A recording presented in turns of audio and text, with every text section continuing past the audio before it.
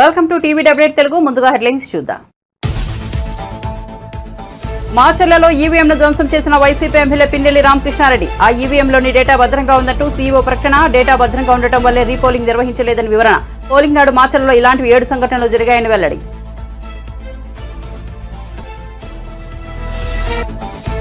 సంగారెడ్డి జిల్లా ఇస్నాపూర్ సమీపంలో పిన్నెల్లిని అదుపులోకి తీసుకున్న పోలీసులు. తెలంగాణ పోలీసుల సాయంతో ఆయన అరెస్ట్ చేసిన ఏపీ పోలీసులు.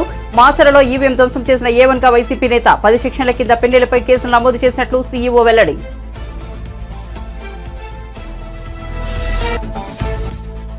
కుటుంబ సమేతంగా తిరుమల శ్రీవారిని దర్శించుకున్న తెలంగాణ సీఎం. 2 రాష్ట్రాలు సుభిక్షంగా ఉండాలని వెంకన్నను కోరుకున్నట్లు వెల్లడి. కొత్త సీఎంతో సత్సంబంధాలతో సమస్యలు పరిష్కరించుంటామని వివరణ.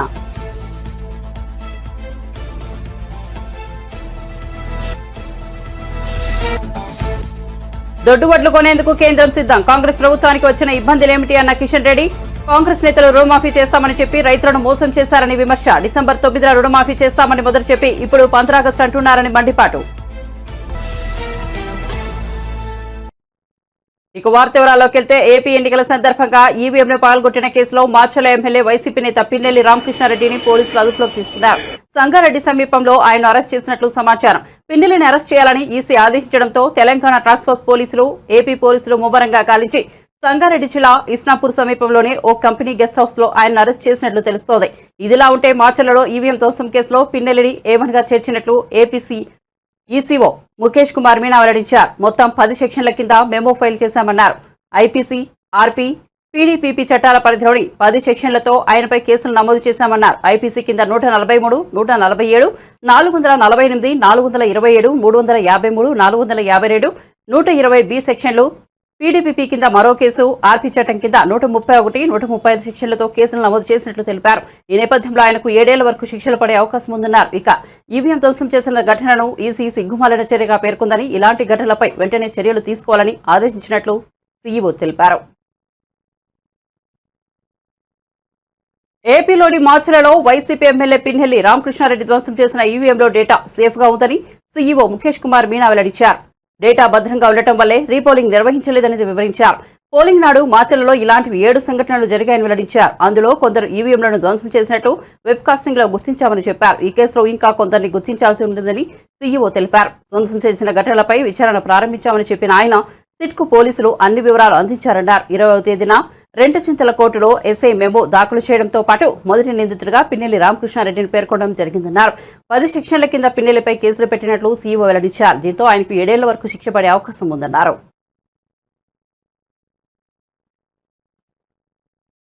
పోలింగ్ రోజు మనకు 9 పోలింగ్ స్టేషన్స్లో టోటల్గా మొత్తం రాష్ట్రంలో ఈవీఎం డ్యామేజ్ చేయడం జరిగింది.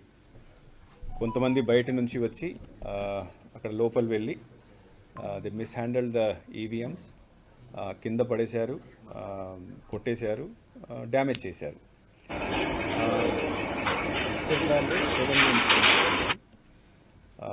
మాకు 12:30 ఆ రోజు 12:30 నుంచి 1:30 వరకు ఎన్ని ఇన్సిడెంట్స్ జరిగినాయి. దాంట్లో ఒక ఇన్సిడెంట్లో పోలింగ్ స్టేషన్ నెంబర్ 202లో తర్వాత మిగతా అన్ని పోలింగ్ స్టేషన్ సంబంధించి మనము సీసీ కెమెరాస్ అక్కడ పెట్టడం జరిగింది. ఆ రోజు బెల్ ఇంజనీర్ వచ్చి ఇవన్నీ పోలింగ్ స్టేషన్లో చూసేసి అక్కడ డేటా భద్రంగా ఉంది, సెక్యూర్ ఉంది కాబట్టి అక్కడ పోలింగ్ కంటిన్యూ చేయడం జరిగింది కొత్త మెషిన్స్ పెట్టిన తర్వాత. సెకండ్ ఇష్యూ, అక్కడ ఎవరు వచ్చి గొడవ చేశారో వాళ్ళ మీద యాక్షన్ కోసం నెక్స్ట్ డే ఇట్ సెల్ఫ్ ఎంత మన దగ్గర ఉన్న వెబ్ కాస్టింగ్ని ఇన్వెస్టిగేషన్ కోసం పోలీస్కి హ్యాండ్ ఓవర్ చేయడం జరిగింది. ఈ మధ్యలో సిట్ వచ్చింది. ఆ సిట్ వచ్చిన తర్వాత సిట్కి కూడా అన్ని నివేదికలు వాళ్ళు ఇచ్చారు. 20th of this month 20th మేని సబ్ ఇన్స్పెక్టర్ రెంట్ చింతాల ఆయన కోర్టులో మెమో దాఖలు చేయడం జరిగింది. ఆ మెమోలో he has mention that the mister P Ramakrishna Reddy he has been mentioned as accused number 1. తర్వాత 10 సెక్షన్స్ కింద, అంటే దాంట్లో సెక్షన్స్ కూడా మార్చేసి ఇనిషియల్గా ఫస్ట్ రోజు ఫైల్ చేసినప్పుడు అన్నోన్ పర్సన్స్ మీద ఫైల్ చేయడం జరిగింది. దీని తర్వాత ఇన్వెస్టిగేషన్ చేసి ఈ వీడియో అన్ని చూసిన తర్వాత 20th కోర్టులో ప్రొడ్యూస్ చేసిన మిస్టర్ రామకృష్ణారెడ్డిని కూడా అక్యూజ్ నెంబర్ 1గా దాంట్లో ఇంక్లూడ్ చేయడం జరిగింది. So this issue yesterday afternoon it was some video was released. So that video is correct, and then apart from filing this memo 2 days back a file memo చేసిన తర్వాత ఆయన arrest చేయడం కోసం ప్రయత్నాలు స్టార్ట్ అయినాయి. నిన్న రాత్రి ఈసీ మళ్ళీ ఇప్పుడు దాకా ఎందుకు చేయలేదు, చాలా సీరియస్గా దీన్ని తీసుకొని you should arrest him immediately orders కూడా ఇవ్వడం జరిగింది. సో ఎఫ్ఐఆర్ ఆల్రెడీ అంటే మెమో ద్వారా ఆయన పేరు ఆల్రెడీ ఇంక్లూడ్ చేయడం జరిగింది. అరెస్ట్ కోసం నిన్నటి నుంచి ప్రయత్నాలు జరుగుతున్నాయి. పోలీస్ ద్వారా ఇచ్చిన ఇన్ఫర్మేషన్ ప్రకారం మార్నింగ్ వాళ్ళ హౌస్కి కూడా రేడ్ చేయడం జరిగింది. He was not found. So several teams are now moving around to arrest the person. Election Commission has said that such incidents are very shameful incident in the sense that our intention is to do free, fair and peaceful elections, and when the candidate himself start doing this activity, that is a very serious matter. So stringent action should be taken. Stringent action ante as per the memo filed in the court against the accused number 1, 10 sections have been proposed against him, and these 10 sections have very severe sections where the punishment may go up to 7 years also. Polling రోజు మనకు 9 polling స్టేషన్స్లో టోటల్గా మొత్తం రాష్ట్రంలో EVM damage చేయడం జరిగింది. కొంతమంది బయట నుంచి వచ్చి అక్కడ లోపల వెళ్ళి దే మిస్హ్యాండిల్ ద ఈవీఎంస్, కింద పడేశారు, కొట్టేశారు, డ్యామేజ్ చేశారు. దాంట్లో మెయిన్లీ మాచర్లలో 7 ఇన్సిడెంట్స్ జరిగినాయి. మాకు 12:30 ఆ రోజు 12:30 నుంచి 1:30 వరకు ఎన్ని ఇన్సిడెంట్స్ జరిగినాయి. దాంట్లో ఒక ఇన్సిడెంట్లో పోలింగ్ స్టేషన్ నెంబర్ 202లో, తర్వాత మిగతా అన్ని పోలింగ్ స్టేషన్ సంబంధించి మనము సీసీ కెమెరాస్ అక్కడ పెట్టడం జరిగింది. ఆ రోజు బెల్ ఇంజనీర్ వచ్చి ఇవన్నీ పోలింగ్ స్టేషన్లో చూసేసి అక్కడ డేటా భద్రంగా ఉంది, సెక్యూర్ ఉంది కాబట్టి అక్కడ పోలింగ్ కంటిన్యూ చేయడం జరిగింది కొత్త మెషిన్స్ పెట్టిన తర్వాత. సెకండ్ ఇష్యూ, అక్కడ ఎవరు వచ్చి గొడవ చేశారో వాళ్ళ మీద యాక్షన్ కోసం నెక్స్ట్ డే ఇట్ సెల్ఫ్ ఎంత మన దగ్గర ఉన్న వెబ్కాస్టింగ్ని ఇన్వెస్టిగేషన్ కోసం పోలీస్కి హ్యాండ్ ఓవర్ చేయడం జరిగింది. ఈ మధ్యలో సిట్ వచ్చింది. ఆ సిట్ వచ్చిన తర్వాత సిట్కి కూడా అన్ని నివేదికలు వాళ్ళు ఇచ్చారు. 20th of this month 20th మేని సబ్ ఇన్స్పెక్టర్ రెంట్ చింతాల ఆయన కోర్టులో మెమో దాఖలు చేయడం జరిగింది. ఆ మెమోలో he has mention that the mister P Ramakrishna Reddy he has been mentioned as accused number 1. తర్వాత 10 సెక్షన్స్ కింద, అంటే దాంట్లో సెక్షన్స్ కూడా మార్చేసి ఇనిషియల్గా ఫస్ట్ రోజు ఫైల్ చేసి ఆంధ్రప్రదేశ్లో ఏర్పడబోయే కొత్త ప్రభుత్వంతో తెలంగాణ సత్సంబంధాలను మెయింటైన్ చేస్తుందని ముఖ్యమంత్రి రేవంత్ రెడ్డి పేర్కొన్నారు. కొత్త ప్రభుత్వం ఏర్పడ్డాక ఏపీ ముఖ్యమంత్రిని కలుసుకుంటారని వివరించారు. 2 రాష్ట్రాల మధ్య నెలకొన్న సమస్యలను సామరస్యపూర్వకంగా పరిష్కరించుకుంటామని చెప్పారు. బుధవారం తెలంగాణ ముఖ్యమంత్రి రేవంత్ రెడ్డి కుటుంబ సమేతంగా తిరుమల శ్రీవారిని దర్శించుకున్నారు. అనంతరం ఆలయం వెలుపల మీడియాతో మాట్లాడుతూ ముఖ్యమంత్రిగా బాధ్యతలు చేపట్టిన నాటి నుంచి తిరుమల శ్రీవారిని దర్శించుకోవడానికి ప్రయత్నించినా కుదరలేదని చెప్పారు. కొత్త బాధ్యతలు, స్థానిక పరిపాలన అంశాలతో వీలు చెక్కలేదన్నారు. 2 రాష్ట్రాల్లో ఎన్నికల హడావుడి ముగియడంతో ఈ రోజు స్వామివారిని దర్శించుకున్నారు తెలిపారు. 2 రాష్ట్రాలు సుభిక్షంగా ఉండాలని శ్రీవారిని కోరుకున్నట్లు చెప్పారు. గత ఏడాది కొంత కరువు పరిస్థితి నెలకొన్నా ఈసారి మాత్రం వర్షాలు సమృద్ధిగా కురుస్తాయని, ప్రభుత్వానికి ప్రకృతి సహకరిస్తోందని తెలిపారు. ఆంధ్రప్రదేశ్, తెలంగాణ రాష్ట్రాలు సమరసపూర్వకంగా పరస్పరం సహకరించుకుంటూ అభివృద్ధిలో ముందుకు సాగాలని అభిప్రాయపడ్డారు. తిరుమలలో తెలంగాణ ప్రభుత్వం తరఫున సత్రం నిర్మించాలని యోచిస్తున్నట్లు చెప్పారు. ఏపీలో కొత్త ప్రభుత్వం ఏర్పడ్డాక ముఖ్యమంత్రిని కలిసి దీనిపై చర్చిస్తామని చెప్పారు. తిరుమలలో సత్రంతో పాటు కుదిరితే కళ్యాణ మండపం కూడా నిర్మించి స్వామివారి భక్తులకు అందుబాటులో తీసుకురావాలని భావిస్తున్నట్లు రేవంత్ రెడ్డి వివరించారు.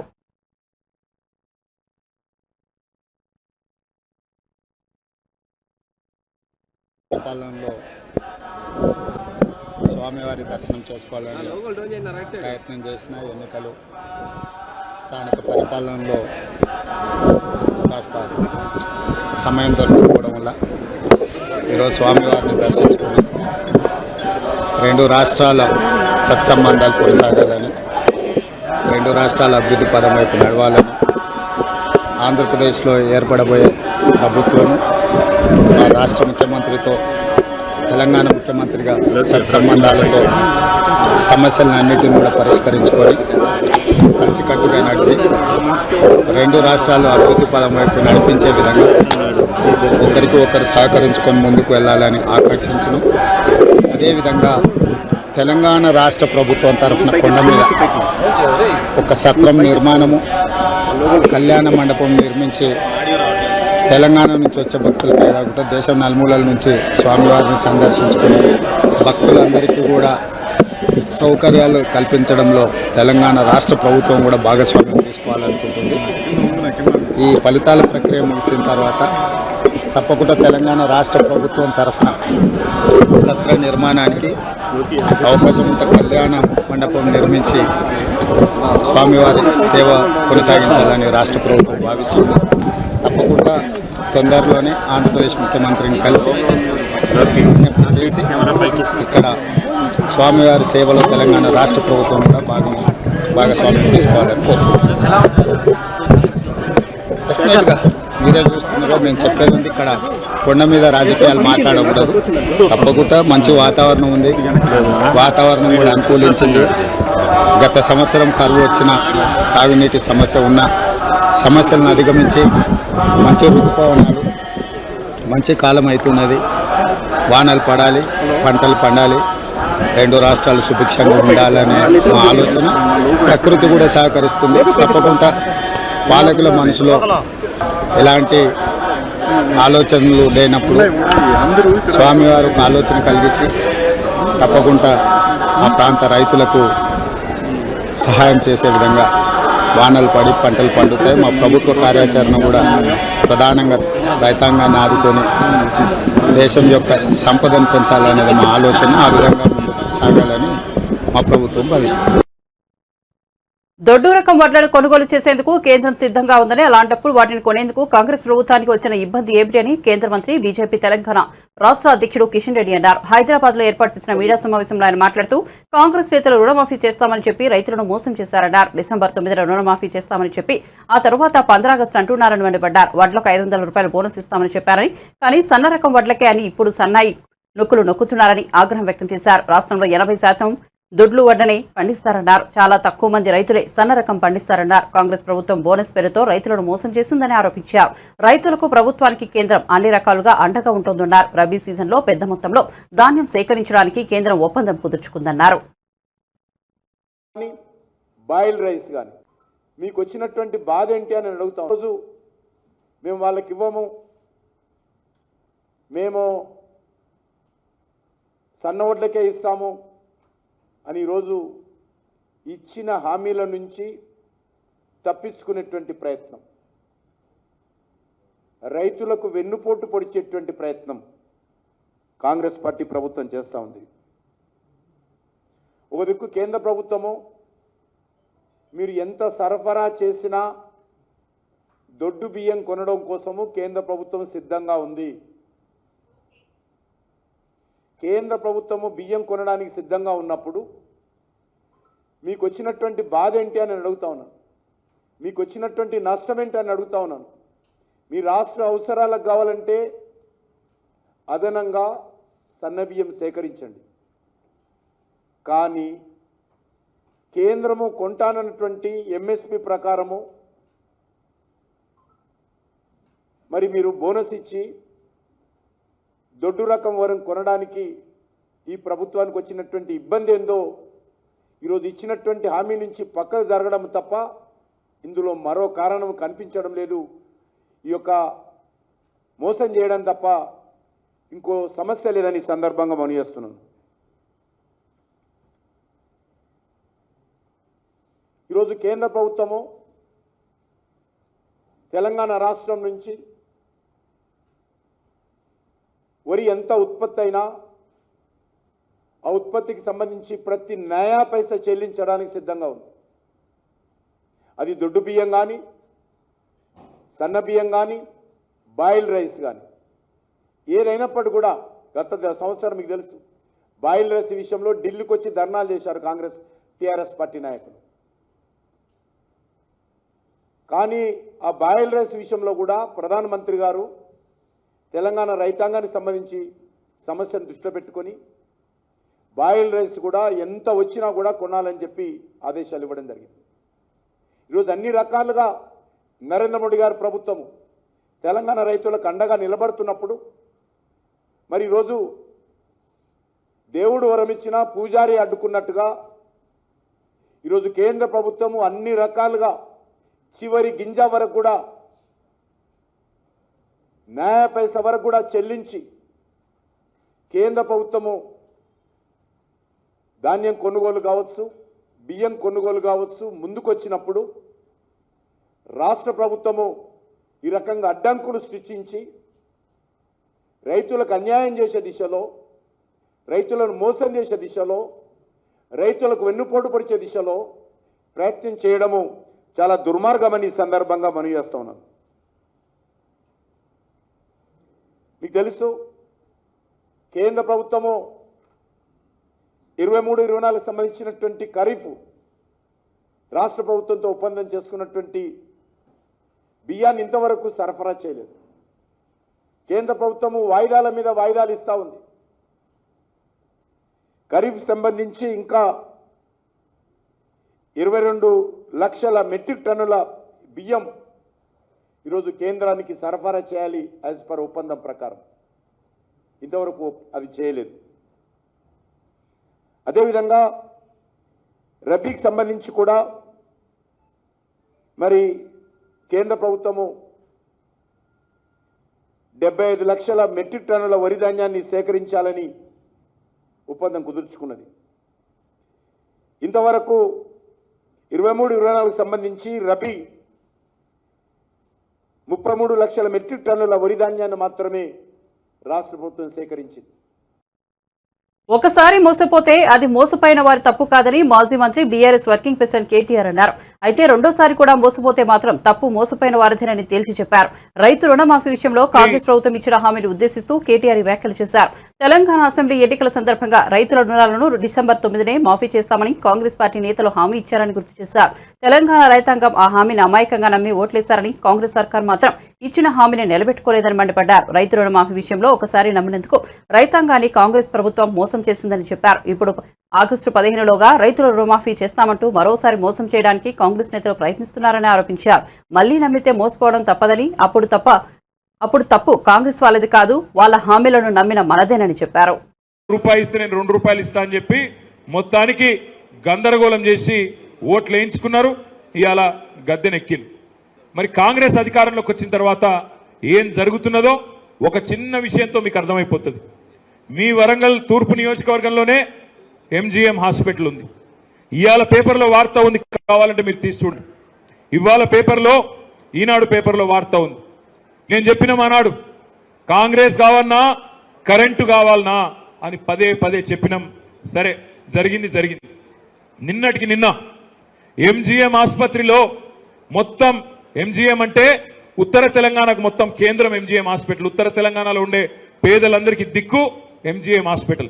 ఆ ఎంజీఎం ఆసుపత్రిలో నిన్న సాయంత్రం 4:30 నుంచి రాత్రి 9:30 దాకా 5 గంటలు కరెంటు లేదు. 4 జనరేటర్లు ఉండే అక్కడ ఉండే. ఇవాళ ఎట్లున్నదో నాకంటే బాగా మీకే తెలుసు. కరెంటు పోతుందా ఇళ్ళల్లా? పోతలేదా? పిల్లలు మాత్రం పుట్టిరట. ఇది ఎట్లా సాధ్యం నాకు అర్థం కాదు. కేసీఆర్ 10,000 ఇస్తుండే, నేను 15,000 ఇస్తా అన్నాడు. ఇచ్చిండా? రేవంత్ రెడ్డి ఎంత గొప్పోడంటే కేసీఆర్ ఉన్నప్పుడేమో రైతు బంధు నాట్లప్పుడు పడుతుండే, రేవంత్ రెడ్డి వచ్చినాక ఓట్లప్పుడు పడుతుంది రైతు బంధు. డిసెంబర్లో ఇవ్వాల్సిన రైతు బంధు మేల ఇచ్చి అది కూడా ఏదో చాలా గొప్ప పని చేసినట్టు పోజులు కొడతా ఉన్నాడు రేవంత్ రెడ్డి. కేసీఆర్ గారు ఓన్లీ భూస్వాములను పట్టించుకుంటుండు. నేను కౌలు రైతులకు కూడా నేను ఇస్తా 15,000 అన్నాడు. ఒక్క కౌలు రైతు కన్నా ఇచ్చిండా? రైతు కూలీలకు నెలకు 1,000 రూపాయలు ఇస్తా అన్నాడు. ఒక్కలకన్నా ఇచ్చిండా? రైతు బిడ్డలైన మీరు నిరుద్యోగులు, గ్రాడ్యుయేట్లు ఒక మాట ఆలోచన చేయండి. 2 లక్షల ఉద్యోగాలు ఇస్తా అన్నాడు. ఒక్క నోటిఫికేషన్ ఇయ్యలే. మీకు మాట ఇచ్చిండు. ఏమన్నాడు? ఒక్క ప్రవేశ పరీక్ష కూడా, ఒక్క ఎంట్రన్స్ టెస్ట్ కూడా పైసలు తీసుకోను అన్నాడు. రూపాయి రుసుమున్నది అన్నాడు. మేనిఫెస్టోలో పెట్టిండు. కేసీఆర్ ఇక టెట్ రాసిన వాళ్ళు ఉన్నారు ఎవరన్నా? ఏపీలో ఎన్డీఏ కూటమికి 150కి పైగా సీట్లు వచ్చినా ఆశ్చర్యం లేదని టీడీపీ అభ్యర్థి రఘురామకృష్ణరాజు అన్నారు. విశాఖలో నిర్వహించిన టీడీపీ నేతల మీడియా సమావేశంలో ఆయన మాట్లాడారు. ఈవీఎంలను తెలుగుదేశం నేతలు ధ్వంసం చేశారని ఆరోపించిన పిన్నెల అరాచకాలను మీడియాలో అందరూ చూశారని రఘురామరాజు ఎద్దేవా చేశారు. ఎన్నికల తర్వాత జగన్మోహన్ రెడ్డి రాజకీయ చిత్రపటంలో కనిపించారని విమర్శించారు. గతంలో ఎన్నోసార్లు ఓటింగ్ పర్సంటేజ్ పెరిగితే అది ప్రభుత్వ వ్యతిరేకత అనేది ఆల్మోస్ట్ 80% ఆఫ్ ద ఎలక్షన్స్ లో నిరూపితమైంది. అంతేకాకుండా ఉద్యోగస్తులు ఎప్పుడైతే ఒక వ్యవస్థ మీద తిరగబడితే ఆ ఎలక్షన్ లో నెగ్గిన దాఖలాలు అయితే 100% కూడా లేవు. ఉద్యోగస్తుల వ్యతిరేకత ఉన్నప్పుడు ఆ ప్రభుత్వం వచ్చిన దాఖలాలు లేవు. ఈ రెండు కారణాలని మనం కలుపుకుంటే 100% ఫుల్ ప్రూఫ్ జగన్మోహన్ రెడ్డి అనే వ్యక్తి రాజకీయ చిత్రపటంలో ఈ ఎన్నిక తరువాత ఉండటం అన్నది జరగదు. జగన్మోహన్ రెడ్డికి స్పష్టంగా తెలుసు అతను ఎత్తిపోయాడని. కాకపోతే ఏ 14,000 కోట్లు అయితే ఎన్నికలకి ఒక రోజు ముందు గతంలో 6 నెలల ముందు నొక్కిన బట్టల తాలూకు డబ్బులు రిలీజ్ చేయాలనుకున్నాడో దాన్ని ఇతర కాంట్రాక్టర్లకి 25% కమిషన్ తీసుకుని వెనకలాక్కునే వాళ్ళకి ఇవ్వటం కోసం మనం వస్తున్నాం. ఎందుకంటే అధికారులతో ఇంకా తప్పులు చేయించాలి. అధికారి తప్పులు చేయాలంటే ఇతడు మళ్ళీ వస్తాడని ఒక కాన్ఫిడెన్స్ ఉండాలి. కాబట్టి అధికారుల్ని బ్లఫ్ చేయడానికి ఒక బ్లఫ్ మాస్టర్ లాగా ఏదో అక్కడ ఒక చిన్న సీన్ క్రియేట్ చేసి మనం వస్తున్నాం అని చెప్పి వెళ్ళాడు. అధికారుల మీద ప్రెషర్ పెట్టి ఏదో పేమెంట్లు క్లియర్ చేయాలని చూశారు. అది కొద్దిమంది అధికారులు ఏదన్నా ఇంకా తప్పు చేసే వాళ్ళు ఉంటే చేయొచ్చు తప్ప అందరికీ కూడా క్లియర్గా అర్థమైంది అతని చాప్టర్ క్లోజ్ అయిపోయిందని. పోస్ట్ పోల్ సర్వేలు కూడా పూర్తిగా అనుకూలంగా ఉన్నాయి. నేను గతంలో చెప్పా 125 స్థానాలకి ఒక్క స్థానం కూడా తగ్గదు. ఎప్పుడు విధి అనుకూలించకపోతే, అనుకూలిస్తే 150 స్థానాలు దాటినా కూడా ఆశ్చర్యపోవలసిన అవసరం ఏమాత్రం లేదు. మీకు దాడులు చేసిందంతా ఎవరో స్పష్టంగా అర్థమైంది. పిన్నెల్లి చాలా దారుణంగా కామెంట్లు చేసిన కొద్ది గంటల్లో అతను చేసిన విధ్వంసం డైరెక్ట్గా మీడియాలో కళ్ళకు కట్టినట్టుగా వచ్చింది. ఎంత దారుణంగా అతను బాక్సుల్ని బద్దలు కొట్టాడో. మరి అటువంటి వ్యక్తిని మీరు చూశారు. జగన్మోహన్ రెడ్డి ఆ బస్ టూర్లో తిరిగినప్పుడు ఎక్కడ పెద్దగా జనం లేరనుకోండి, వెళ్ళినప్పుడల్లా ప్రతివాడిని సౌమ్యుడు, మంచివాడు ఇలా మాట్లాడేవాడు. పిన్నెల్లి గారిని కూడా రామకృష్ణ చాలా మంచివాడు, ఇప్పటికే మంచి పదవి ఇచ్చా, ఇంకా మంచి పదవిలో పెడతా, మంచివాడు కాబట్టి ఓట్లేయండి అన్నాడు.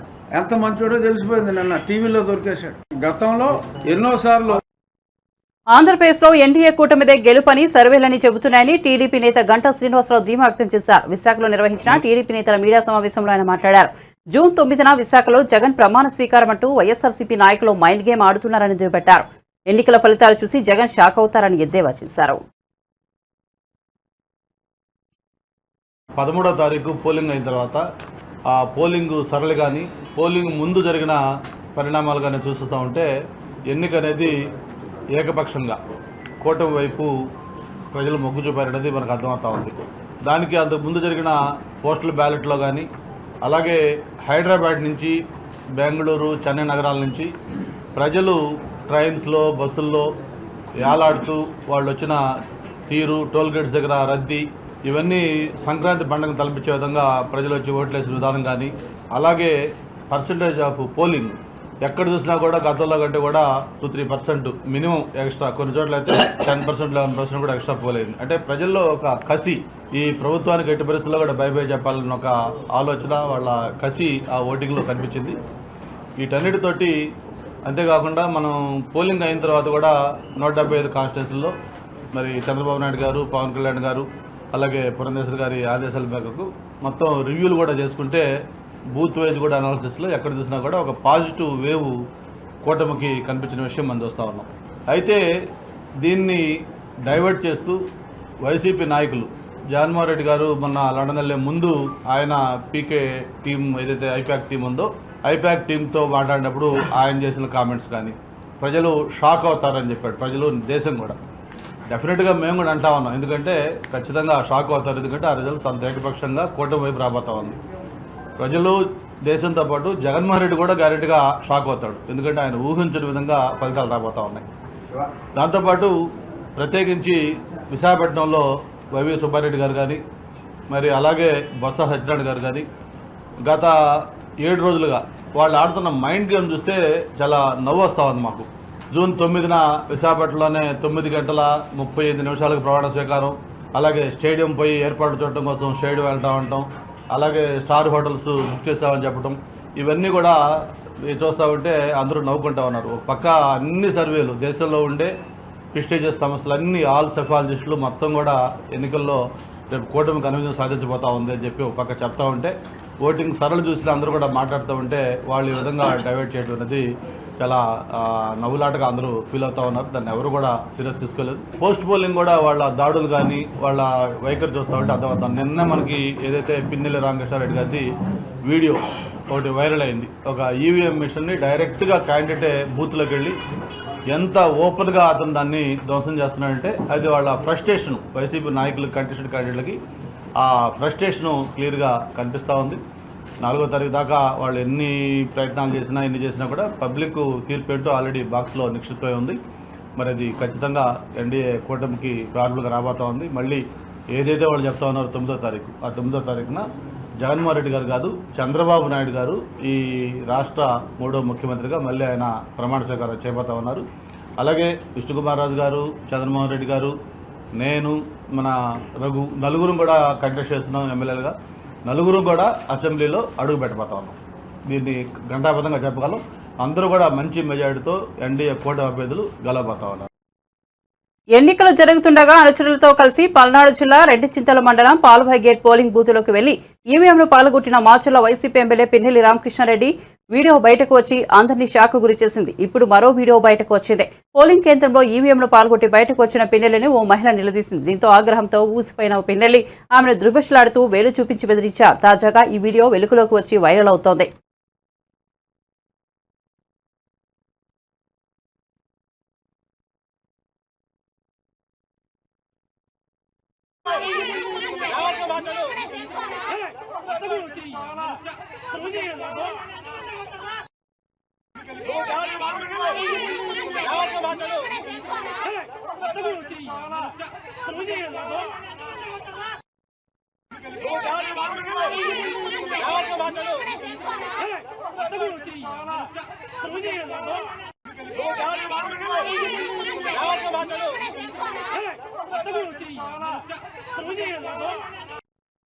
బులెటిన్ ముగించే ముందు హెడ్లైన్స్ మరోసారి చూద్దాం.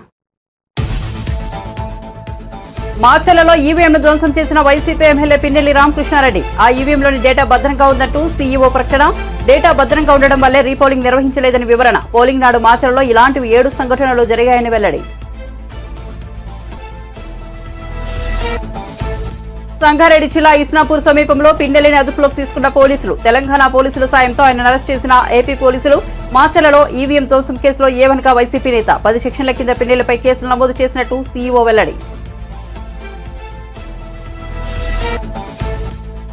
కుటుంబ సమేతంగా తిరుమల శ్రీవారిని దర్శించుకున్న తెలంగాణ సీఎం. 2 రాష్ట్రాలు సుభిక్షంగా ఉండాలని వెంకన్నను కోరుకున్నట్లు వెల్లడి. కొత్త సీఎంతో సత్సంబంధాలతో సమస్యలు పరిష్కరించుకుంటామని వివరణ.